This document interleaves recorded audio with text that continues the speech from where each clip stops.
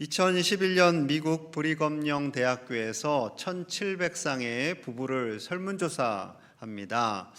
부부 생활에 있어서, 부부관계에 있어서 무엇이 가장 중요하다고 생각하십니까? 했더니 미국 사람들 20%가 돈이 제일 중요합니다 라고 설문에 응답을 했다고 해요. 그런데 그 설문에 응답을 하면 할수록 남편도 아내도 돈이 제일 중요하지요 라고 한 사람들의 느끼는 행복, 만족도는 부부 중에 한 명만 혹은 둘 다 난 별로 돈이 중요하다고 생각하지 않아요 라고 말한 사람들보다도 더 행복하지 않았다라는 결과를 공개했습니다. 그것이 뉴스 기사로도 나왔어요. 한번 보실게요. 부부가 모두 돈 밝히면 이혼 위험 높다. 돈 하다 보면 서로 마음의 상처도 깊어지게 되고 균열이 커질 수 있다라는 거죠. 반면에 돈이 중요하지 않다고 생각해요 라고 한 분들은 저렇게 돈이 중요합니다 라고 한 부부들보다 무려 15%나 행복도 만족도가 더 높았다라는 겁니다. 그래서 부부 사이의 행복의 조건은 객관적인 물질이 아니라 서로 행복하다고 감사하다고 스스로 느끼는 그 만족도라는 거예요.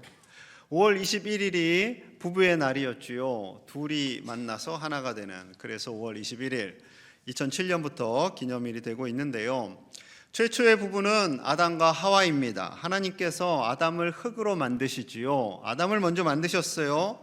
그런데 아담을 보니까 뭔가 허전해 보입니다. 창세기 2장 18절 같이 봅니다. 시작.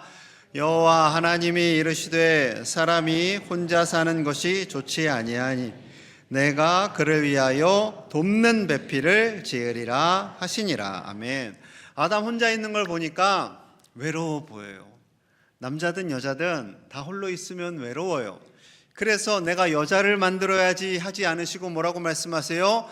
돕는 배필을 지으리라. 여성의 창조 목적은요, 남성을 돕는 배필로 지으셨어요. 여성들의 표정이 좋지가 않아요. 계속 좀 들어보세요. 여러분, 돕는다라는 건 매우 선하고 아름답고 좋은 거죠. 그런데 돕는 사람이 능력이 더 많을까요? 도움을 받는 사람이 능력이 더 많을까요? 돕는 사람이죠. 이때 이제 또 목소리가 조금 회복이 되셨죠. 선생님이 아이를 가르칩니다. 과외 선생님을 모셔왔어요. 그런데 세상에 우리 아이보다 선생님이 더 몰라. 그럼 큰일이죠.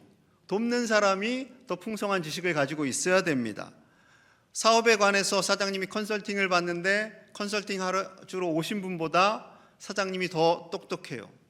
그러면은 굳이 컨설팅 받을 필요가 없죠. 창세기 2장 22절의 말씀이 이러합니다. 여호와 하나님이 아담에게서 취하신 그 갈빗대로 여자를 만드시고 그를 아담에게로 이끌어 오시니. 하나님께서 아담을 만드실 때는 흙으로 지으셨는데 하와를, 여인을 만들 때는 갈비뼈 하나를 취하십니다. 그리고 그것으로 여인을 만드는 거죠. 여러분, 흙이 강할까요? 뼈가 강할까요? 제가 뼈로 맞아보진 않아서 잘 모르겠지만 뼈가 강할 것 같아요. 그래서 남자는 이 세 여인의 말만 잘 들으면 복을 받는답니다. 첫째, 아내. 둘째, 부인. 셋째, 마누라. 이 세 여인의 말만 잘 들으시면 여러분 행복해지는 거예요. 남성분들 아멘 안 하시네요.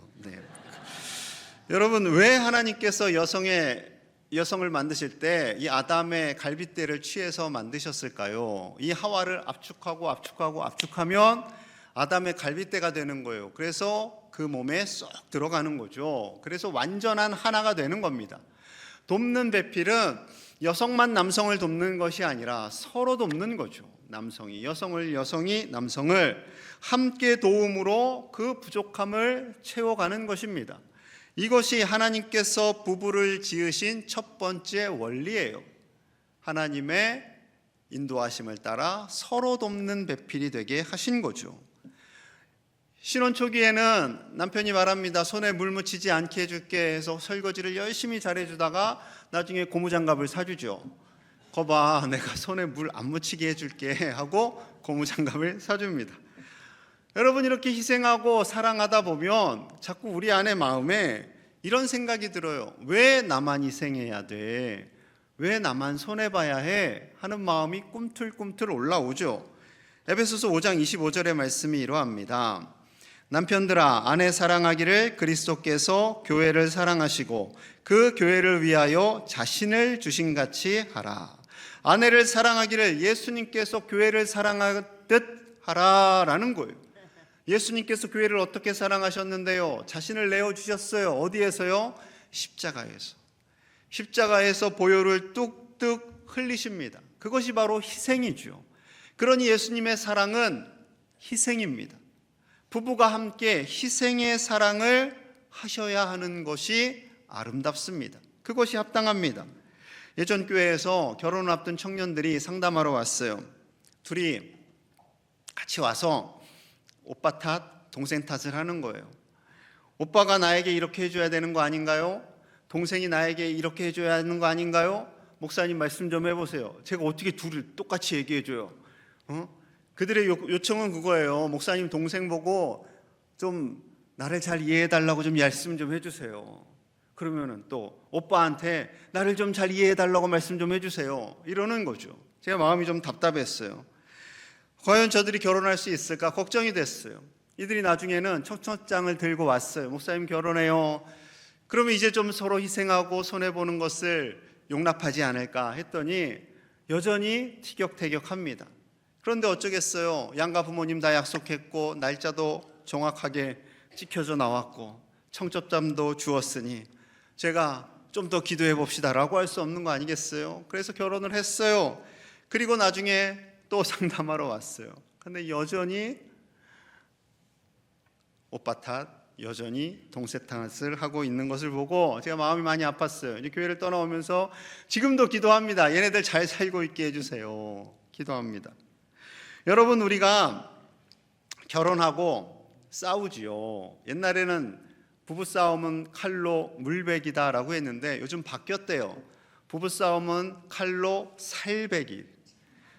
맞아요. 살을 베는 거예요. 결혼 초기에 부부들이 많이 싸웁니다. 여러분, 이혼율이 언제 가장 높아요? 결혼 초기에 높아요. 왜요? 살을 서로 막 사정없이 베니까 이럴 바에야 살지 않겠다라고 결단하는 거죠. 여러분, 결혼의 다른 표현은요, 사랑과 희생입니다. 사랑과 희생은 함께 가는 거죠. 절대 분리될 수가 없습니다. 그래서 고린도전서 7장 3절에 이렇게 말씀합니다. 함께 봅니다. 시작. 남편은 그 아내에 대한 의무를 다하고 아내도 그 남편에게 그렇게 할지라. 아멘. 남편과 아내가 서로 의무가 있다는 거예요. 의무가 권리가 아니라 의무입니다. 의무를 서로 감당하는 거예요. 그렇다고 또 의무를 요구해서는 안 됩니다. 나의 의무를 알아서 하고 스스로 감당하는 거죠. 미국에 금실 좋은 중년 부부가 있었어요. 아내가 시력이 점점 나빠집니다. 그런데 도저히 현대의학으로도 불가능한 상황이에요. 수술을 했는데 결국 실명하게 됩니다. 남편이 아내를 너무나 사랑하니까 지극정성으로 돌봐주었고요. 직장을 구하게 되었는데 이 직장을 갈 때 남편이 아내를 데리고 아내 먼저 직장을 데려다주고 남편 직장으로 가고 퇴근할 때도 아내 직장에 들려서 데리고 옵니다. 수년이 흘렀어요. 그런데 갑자기 남편이 여보 이제 각자 자기 직장에 갑시다. 그렇게 이야기를 하는 거예요. 자기는 자기대로 직장 가고 나는 나대로 직장을 갈게요. 그러는 거예요. 아내가 너무나 서운했어요. 이제 사랑이 식었구나. 섭섭했어요. 배신감마저 들었어요. 이를 악물고 살겠다는 결심을 합니다. 그리고 이 아내가 스스로 지팡이를 짚고 출근을 하기 시작해요. 가로등에 때로는 부딪히고 넘어지기도 하고 엉뚱한 버스를 타기도 합니다. 그때마다 눈물이 납니다. 서러워요. 그러면서 2년이 흘렀고 이제 적응하게 되었어요. 혼자 직장에 출퇴근하게 되었어요. 하루는 버스기사 바로 뒷자리에 앉았는데 버스기사님이 그러는 거예요. 부인, 참 복이 많으세요. 매일 남편이 당신과 함께 이 버스를 탑니다. 그리고 부인이 내릴 때 같이 내리고 부인이 직장에 들어가는 모습을 보고 손을 흔들고 자기 직장을 가더군요. 이 기사는 2년 동안 그것을 본 거예요. 아내는 비록 몰랐지만 남편이 아내가 스스로 서도록 희생하고 보이지 않는 곳에서 도움으로 인해 이 아내는 스스로 출퇴근도 할 수 있게 되었고 생활력도 강하게 되었고 살아갈 수 있는 능력을 더 쌓아지게 된 거지요. 처음에는 서운했지만 남편의 그 사랑과 희생으로 인해서 부부는 더욱더 견고해질 수 있었고 그 사랑은 더욱더 단단해질 수 있었습니다. 사랑하는 여러분, 사랑과 희생을 통해서 더욱더 성숙해지고 견고해지는 아름다운 믿음의 부부가 되시기를 간절히 축복합니다. 하나님께서 지으신 부부의 원리 두 번째는요, 하나님께서 짝지어 주셨음을 확신하는 겁니다. 두 번째라고 했지만 이것이 가장 중요합니다. 마태복음 19장 6절이에요. 우리 함께 봅니다. 시작. 그런즉 이제 둘이 아니요 한 몸이니 그러므로 하나님이 짝지어 주신 것을 못할지니라 하시니. 아멘. 누가 짝지어 줬다고요? 하나님이 짝지어 주셨습니다. 아닌데요, 저희 부모님이 중매 섰는데요, 하나님께서 부모님을 통해서 중매 서신 거죠. 길 가다가 우연히 만나서 반했는데요, 하나님이 콩깍지를 씌워 주신 거죠. 그래서 짝이 된 거예요. 여러분, 강도가 우리 목에 칼을 딱 들이대고 내 아내를 누가 만나게 했냐 그러면 하나님 이렇게 얘기하셔야 돼요. 확신하셔야 돼요. 흔들리시면 안 됩니다. 이것이 너무나도 중요하기 때문에 오늘 본문이 있는 거예요. 오늘 본문 굉장히 예수님께서 과하리만큼 강하게 말씀하시잖아요. 자, 마태복음 5장 28절 봅니다. 나는 너희에게 이르노니 음욕을 품고 여자를 보는 자마다 마음에 이미 간음하였느니라. 주님 너무하신 거 아닙니까? 보기만 했는데요, 간음하였느니라. 주님 그러시는 거죠. 아니, 요즘에 여성들이 좀 예쁘게 하고 다녀요. 볼 수도 있죠. 남자들은 그럴 수 있을 거예요. 그런데 29절 30절에서는 더 강하게 말씀하십니다. 만일 내 오른눈이 너로 실족하게 하거든 빼어 내버리라. 내 백체 중 하나가 없어지고 온몸이 지옥에 던져지지 않는 것이 유익하며 만일 내 오른손이 너로 실족하게 하거든 찍어내버리라. 내 백체 중 하나가 없어지고 온몸이 지옥에 던져지지 않는 것이 유익하니라. 이 말씀대로 하면 제 눈이 남아있을까요?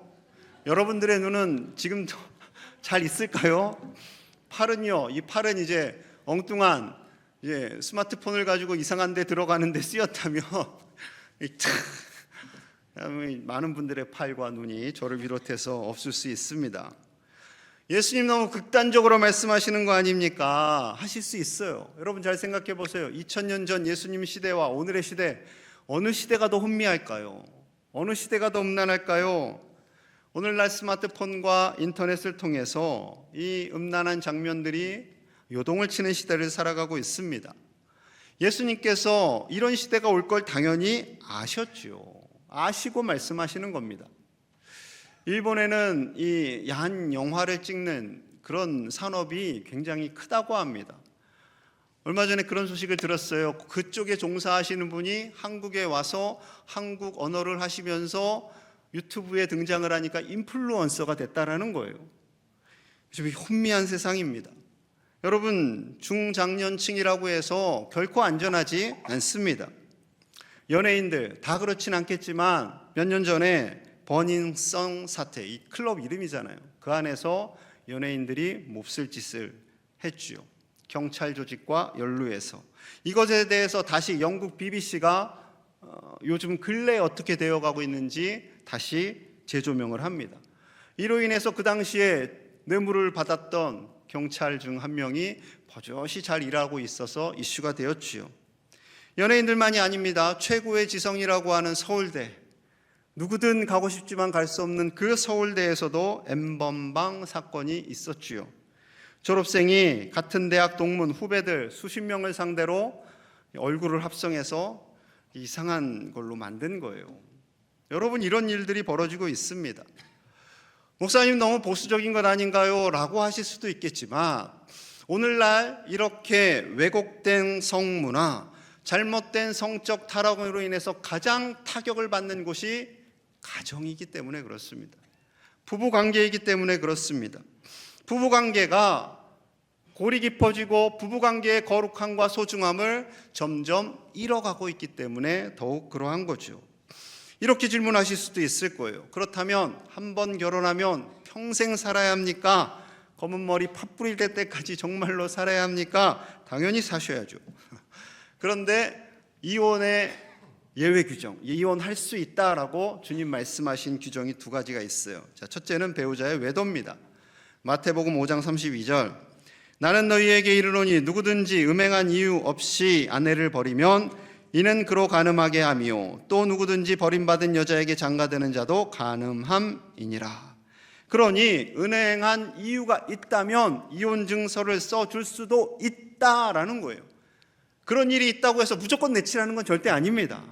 용서하고 사랑하고 함께 사는 것을 더 주님이 원하시지만, 부부관계가 정말로 신뢰가 다 깨어지고 더 이상 남아있지 않는다면 그럴 수도 있다라고 허락의 문을 여신 거죠. 두 번째는 배우자의 폭력과 학대입니다. 물론 명확하게 폭력과 학대를 할 경우에 이혼 증서를 써줘라 라는 말씀은 없지만 유추할 수가 있어요. 에베소서 5장 28절입니다. 이와 같이 남편들도 자기 아내 사랑하기를 자기 자신과 같이 할지니 자기 아내를 사랑하는 자는 자기를 사랑하는 것이라. 아담과 하와가 한 몸에서 나왔기 때문에 아내를 사랑하는 것은 자신을 사랑하는 거예요. 남편을 사랑하는 것은 자신을 사랑하는 거예요. 그러니 소중히 아껴야죠. 우리가 아프면 병원 가잖아요. 큰 병이라는 소식을 들으면 벌벌 떨잖아요. 그만큼 아내를, 남편을 소중히 여기고 사랑하라는 거죠. 함부로 대하지 말라는 겁니다. 시편 5편 6절에서는 또 이렇게 말씀하세요. 거짓말하는 자들을 멸망시키리이다. 여호와께서는 피 흘리기를 즐기는 자와 속이는 자를 싫어하시나이다. 하나님께서 싫어하시는 두 부류의 사람이 있어요. 피 흘리기를 즐기는 자, 폭력을 행하는 자, 폭행하는 자, 그리고 거짓말하는 자, 동급이라는 거죠. 이런 분들은 하나님께서 멸망시키신다까지 강하게 말씀하고 있어요. 술을 드시고 사랑하는 아내를 학대하고 폭행할 때 아이들이 봅니다. 이렇게 되면 가정이 다 깨어질 수 있는 위기이기 때문에 그렇다라는 거죠. 여러분, 하나님께서 오늘 정말 중요한 말씀을 하세요. 부부는 하나님이 짝지어 주셨다라는 것과 희생의 사랑을 하는 관계임을 말씀합니다. 오늘날 청년들 여러 가지로 결혼 부담스럽죠. 결혼에 대해서 잘못 얘기하면 이제 다음 주부터 청년들 얼굴을 못 볼까 봐 제가 좀 걱정은 됩니다. 저 미워하지 마세요. 여러분, 청년들이 결혼을 안 하는, 어려워하는 두 가지 이유가 있어요. 그 안 하려고 하는 마음을 파고 파보면, 첫째는 돈입니다. 돈이 너무 많이 들어요. 둘째는 두려움이에요. 두려움. 과연 내가 이 여인을 평생 동안 사랑하고 살 수 있을까? 이 남자를 평생 사랑할 수 있을까? 중간에 배신을 하지 않을까? 나는 꿈이 있는데 나의 에너지를 나를 위해서도 써야 되는데 배우자와 시댁, 처가, 아이들을 위해서 쓰다 보면 이것이 나에게 큰 손해가 되지는 않을까? 여러 가지 두려움이 있지요. 혼자 살기를 소망하는 청년들에게 주시는 복음의 말씀이 있습니다. 자, 고린도전서 7장 38절 볼게요. 그러므로 결혼하는 자도 잘하거니와 결혼하지 아니하는 자는 더 잘하는 것이니라. 청년들 아멘입니까? 결혼하는 것도 잘하는 건데 결혼하지 않는 건 더 잘하는 거래요. 아니, 그럼 성경 말씀이 갑자기 이상하게 흘러가는 것 아닌가요? 생각하실 수 있겠지만 여기까지 듣고 집에 가시면 안 돼요. 다음 말씀 들으셔야 돼요. 바울이 말하는, 하나님께서 말씀하시는 결혼 안 하는 사람의 이유가 이러합니다. 자, 33절, 34절 볼게요. 장가 가는 자는, 결혼하는 사람은 세상 일을 염려하여 어찌하여야 아내를 기쁘게 할까 하여 마음이 갈라지며, 자, 그리고 시집가지 않는 자와 처녀는 주의 일을 염려하여 몸과 마음을 다 거룩하게 하려 하되, 시집간 자는, 결혼한 여인은 세상 일을 염려하여 어찌하여야 남편을 기쁘게 할까 하느니라. 자, 장가간 남자, 시집간 여자, 같은 조건이죠. 이 사람들은 세상 일을 염려한다라는 거예요. 다른 염려가 아니라 어떻게 하면 우리의 가정을 행복하게 할까, 어떻게 하면 배우자를 기쁘게 할까, 어떻게 하면 아이를 잘 키울까를 생각하다 보니 하나님께로 갈 마음이 갈라져요. 이게 나쁜 건 아닙니다. 정상적인 거죠. 그렇게 해야 한다고 계속 지금 제가 말씀드렸잖아요. 하나님께서 말씀하고 있다고. 자, 그런데 결혼하지 않는 자와 결혼하지 않는 여인은 몸과 마음을 다 거룩하게 하려 한다라는 거예요. 왜? 하나님께 집중하기 때문에. 하나님께 집중해야 하기 때문에 저는 혼자 살래요, 엄마 아빠 이해해 주세요 하면 그렇게 하라 하셔야 돼요. 저 선교지에 가서 저 혼자 선교사를 감당할게요 하면 슬프지만 보내셔야 돼요. 그런데 그 이유가 아니라 돈과 두려움 때문에 저는 결혼 안 할래요, 왠지 남자가 싫어요, 왠지 여자가 싫어요 하면 이것은 합당하지 않다라는 거죠.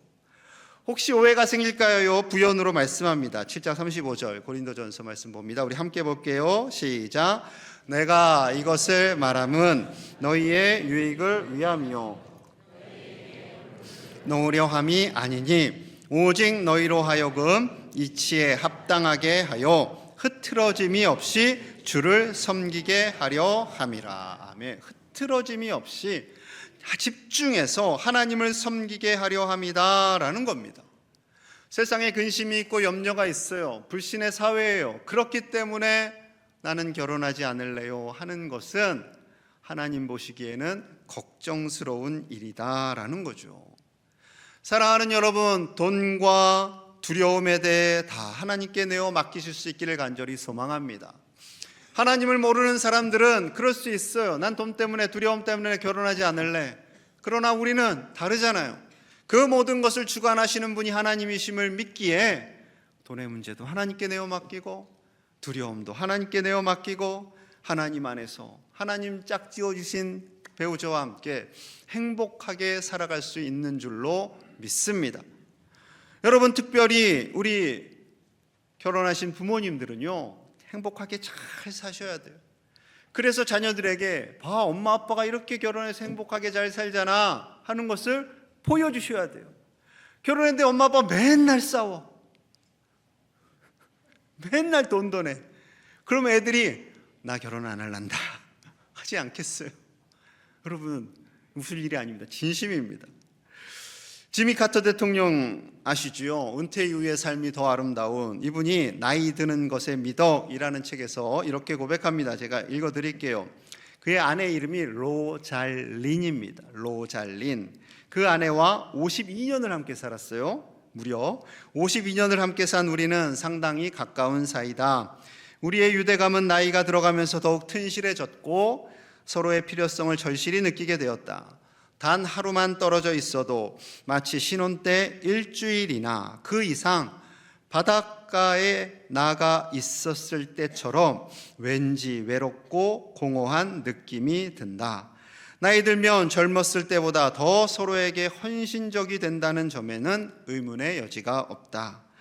인생의 황혼기에 들어선 우리에게 가장 중요한 것은 가능한 한 오래 사는 것이 아니라 기쁨과 흥분과 모험과 성취가 가득한 매 순간을 오롯이 맛보는 것이다. 여러분, 52년을 살아도 기쁨이 넘치고 흥분할 수 있고 모험이 있고 성취가 있을 수 있어요. 그렇게 사셔야 돼요. 행복하게 사셔야 돼요. 행복하게 사는 모습을 자녀손들에게 보여주셔야 해요. 서천을 다닐 때 제가 꼭 부부들 손잡고 다니세요 하잖아요. 그런 모습을 보여주셔야 돼요. 제가 요즘 아내와 가장 좋아하는 여행지는 산처럼 힘든 곳이 아니에요. 그냥 숲이 우거지고 둘이 손잡고 산책할 수 있는 곳. 그곳이 주변에 많더라고요. 여러분, 가시기 바랍니다. 예배는 드리고 가시기 바랍니다. 갔다 와서 예배 드리고 가시기 바랍니다.